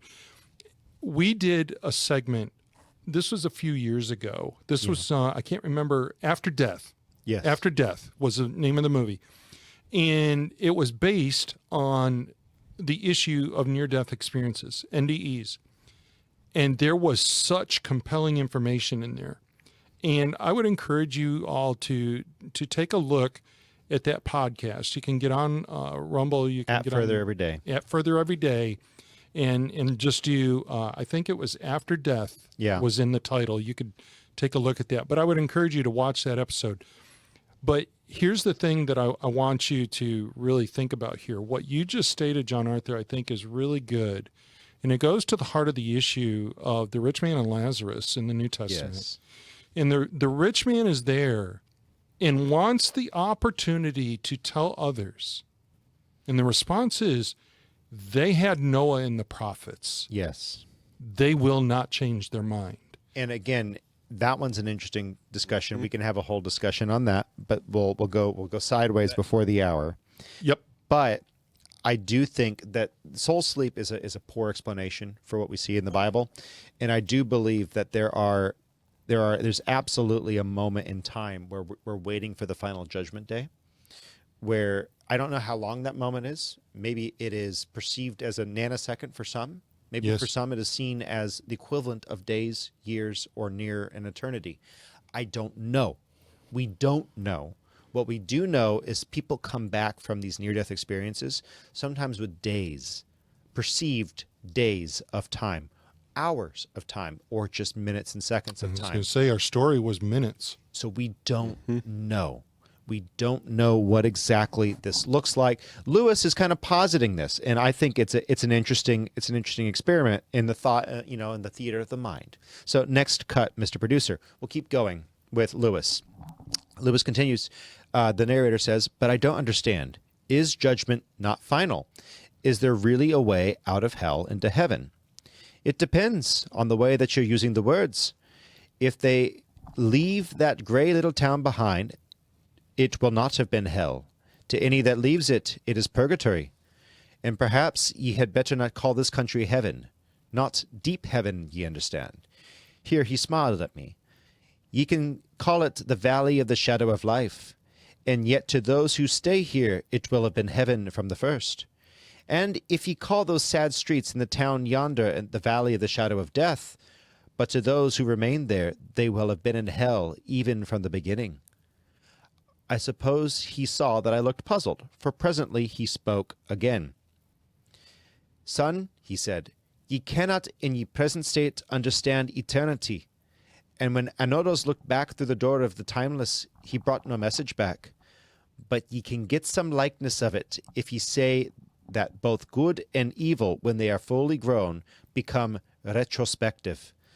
Not only this valley, but all this earthly past will have been heaven to those who are saved. Not only the twilight in that town, but all of their life on earth too, will then have been seen by the damned to have been hell. That is what mortals misunderstand. They say of some temporal suffering, no future bliss can make up for it, not knowing that heaven, once attained, will work backwards and turn even that agony into a glory. And of some sinful pleasure they say, let me but have this, and I'll take the consequences, little dreaming how damnation will spread back and back into their past and contaminate the pleasure of the sin. Both processes begin even before death. That is eloquently and Yes. brilliantly thought out. Amen. Because you have to remember, if eternity, and again, that's kind of a scary word because it's a misnomer. You think lots of time. If an existence outside of time and space exists outside of time and space, what you experience here on this earth will have been a part of who you are in that timeless and spaceless existence. It's very trippy because in the Bible we get the idea that we are seated at the marriage supper of the Lamb now, outside of time and space. We are seen as righteous. The angel of the Lord comes to Gideon, brave man of great valor. Gideon is meanwhile cowering underneath the threshing floor where they take wheat and they thresh it out.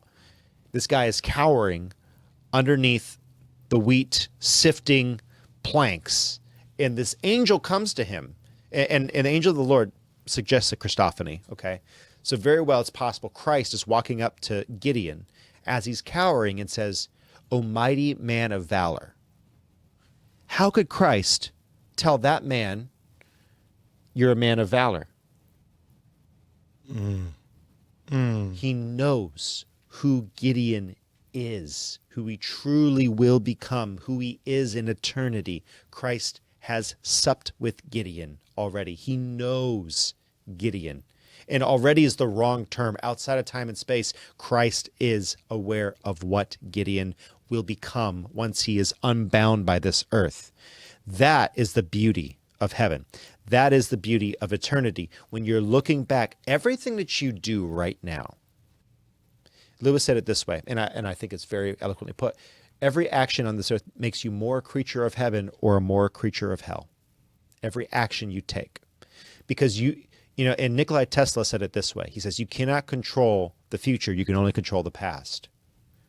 And a lot of people, some of you got it. Some of you are, freezing, and some of you didn't get it. Let me say that one more time. You cannot control the future. You can only control the past. What did he mean by that? You can only control the moment in which you live, which is building the past. You can decide what you're doing now. You cannot change what the future will bring. You can only change what you're doing now. Now, maybe you're aiming towards a future. Good. But right now, you are controlling, in this moment in time, as you listen to my voice, you are controlling your time and what little of it you have. And you are making it more that of a creature of heaven or more of a creature of hell. You are building your testimony. Next cut, Mr. Producer. The good man's past begins to change so that his forgiven sins and remembered sorrows take on the quality of heaven. The bad man's past already conforms to his badness and is filled only with dreariness. Dreariness. There you go. I'm trying to get the Scottish accent.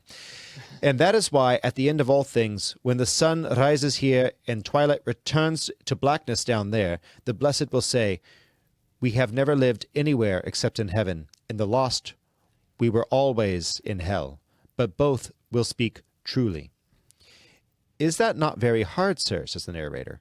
I mean, that is in the real sense in the real sense of what they will say. In the actual language of the lost, the words will be different, no doubt. One will always say that he served his country right or wrong, and another that he has sacrificed everything to his art, and some that they've never been taken in, and some, thank God, they have always looked out for number one, and nearly all that at least that they've been true to themselves. And what of the saved?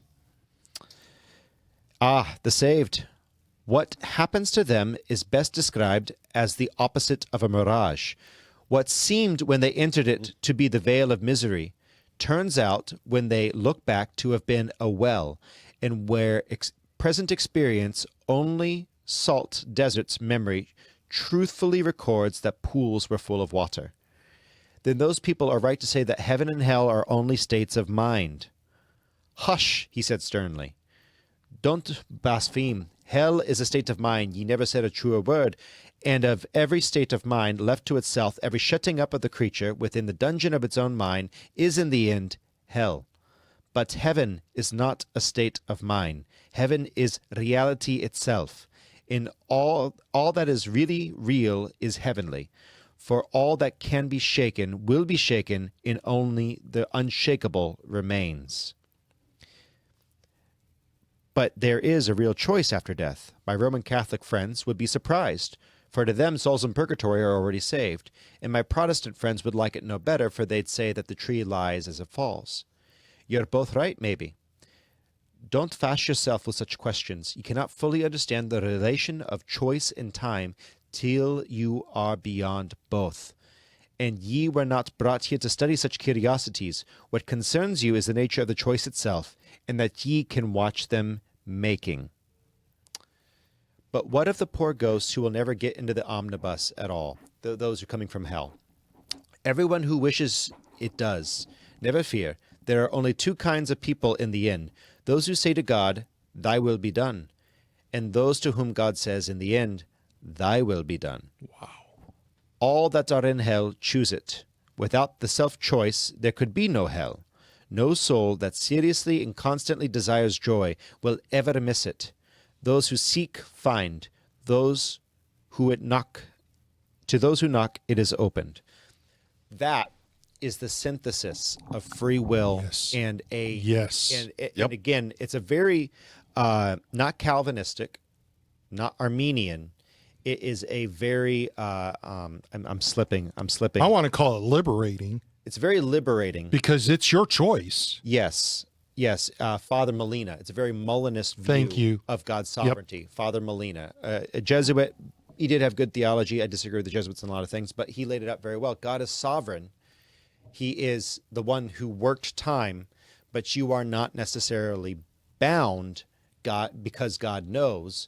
God simply knows, and you work towards that relationship with God. It is a not by your own value or your own effort, however, fully sovereign of God, and God only is the one who can give you the grace to respond. But you still do it of your own free will. It's not a predeterministic sake at the expense at the expense of of God's sovereignty, and it is fully within the realm of free will. I think it's an interesting take that Lewis has, and next week we'll look further at it. Yeah, and I just want to say there's been a lot of great comments, and guys, thank you so much for dropping your comments in. You got any good ones? I want to go back to one by Crow for Freedom, and he was responding to somebody else that had asked something. To be absent from the body is to be present with the Lord. Amen. Now, I don't want to take that further than what it is. It is what it is. Okay, we didn't tell you that it was 30 seconds, 30 minutes, 30 days. We didn't say any of that. When are you absent from the body? That's it. That's what we're bringing up. That's the question. How long is that? How long is that point? Because my father was clinically dead for 46 minutes. You can make a case that he's dead. He was in the morgue he was on the slab. They were about to put him in the refrigerator. Okay. They were in the elevator, lowering, down to the place where they were going to stuff his body into a fridge. And after having talked with Jesus, hour and something of bliss, he says it was perfect. It was heaven. It was bright. And it was just this peace. And there was a question. It wasn't spoken, but it was asked. Would you like to stay or would you like to go back? What would honor you? Was Dad's response. And go ahead. The tunnel got darker instead of brighter, because it got brighter, and he was in that space, and all of a sudden the tunnel started to recede. Everything became dark. The bliss faded away. The pain started. And he remembers taking gasping for air. And he hears, "Quick, we have a live one." There you go. And the next thing he remembers was my Aunt Annette screaming hysterically at the doctor, "No, you're going to do it this way." And, working him through the paces. So And that's, I just want to say very quickly, this is not the only documented case of something like this. Many. There's many. Millions. And there are millions? I won't say millions, but tens of thousands or hundreds Yes. of thousands of documented cases. I know that number. And that's why I want to encourage you, if you're watching or listening, check out our episode on that. I'm telling you, there's a lot of information in the information underneath the main video that you can get to see our sources on that. And I thought it was extremely informative, and it's very eye-opening. We come from a very strong biblical Christian background, and it provides, for us, it confirms our faith. It provides answers where people have questions. It doesn't answer all the questions. Don't get me wrong there, but it does confirm. To me, it confirms and gives me more assurance on of my YouTube. faith. On YouTube, episode 122. There you go. It's our episode 122. I don't think we're on Rumble just yet at that time, but episode, maybe we were 122. Don't worry, it'll be on YouTube. Hopefully, still there. They keep removing stuff, so thank you, YouTube. And there's John Arthur. I will say, there's a number of people that want to know. They've got questions. Why do we only have 700 followers, and so on and so forth? Folks, we deal with topics, and sometimes we have views that are not much appreciated by others. And we've had views deleted. So we used to get a lot more. So share us around. And you know what? If you find someone that you think would value this, share them around. And we love to do this. And hopefully it is a blessing to you guys. And thank you very much for the kind words in the comments. There's been so, a number of the very kind words. The discussion that people are having about our channel is widely appreciated. We appreciate it, folks. Very much so. We got No Boxed a long time ago. So just, because it's an apologetics channel, like we're not necessarily political. We talk about politics. Yep. But I'm sure, especially when COVID was around, it was a nasty topic. People did not like us saying things. So, hey, thank you guys. And Miss Nikki, final thoughts for the day. I was going to ask you, should we spend money on great monuments? Oh, on the what? Why did you do this at the end? On the great monuments, and my answer is I think we should. I think so. I History's like important. our monuments. Remember your history. I do. I do. Final thoughts. That's got a biblical answer to it. It does have a biblical answer to it. Yeah, because God commanded monuments. That's right. God Make sure your told monuments are godly monuments. But yes. Amen. Yes. Not the pimp, And they're not to be worshipped. not the George Washington True. monument. Okay. It's got a ring around it and something right up there. Anyway, I don't like that. Exactly. I'd like a different monument. Charlie, final thoughts. I think what I really want to just tell everybody is you've shared about, you appreciate how deep we go with things. Look, we're here for apologetics. We give a defense of the faith. That's what we're here for. And that means that we need to become educated about some of the things that people ask, because apologetics is just that, to give a defense of why you stand on a certain position. We don't want to just use rhetoric. Mm-hmm. That's not us. And we do want to give a solid answer biblically as to why we stand where we stand. So I just want to say thank you for the kind words that people are. Indeed. Final thoughts, Steve. Yeah. In regards to what Charlie was talking about on our 700 subscribers and stuff, and our low subscription rates with some of the people the platforms that we're on. And it usually has to deal with, like, our topics. I mean, we deal with topics that people don't, and we say things that people don't like to hear because we're kind and we're not nice. Yeah. That's going to in be a kind way. That's going to be my wrap for the day. Be kind this week, not nice. Amen. The difference in is a loving way. The difference is love. Love is at the heart of kindness. It is part of the fruit of the Spirit. Some people say the fruit of the Spirit are love, joy, peace, patience, kindness, goodness, gentleness, faithfulness, and self-control. Some people say that's all one thing.